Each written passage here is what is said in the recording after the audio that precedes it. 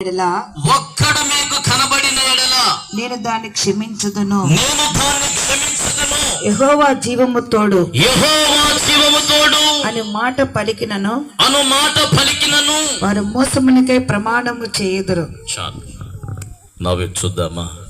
దేవుడు ఏమంటున్నాడు తెలుసా? ప్రవక్త ద్వారా యెరూషలేము వీధుల్లో ఈ వీధికి ఆ వీధికి, ఈ గేరికి ఆ గేరికి ఉరకండి, పరిగెత్తండి.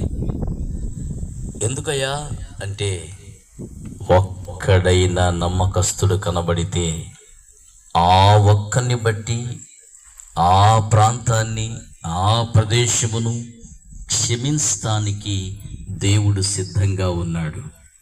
కానీ ఏడి ఒక్కడు కూడా కనబడటం లేదు.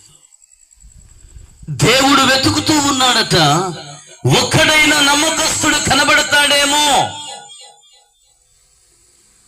ప్రవక్త ద్వారా దేవుడు చెప్తున్నాడు,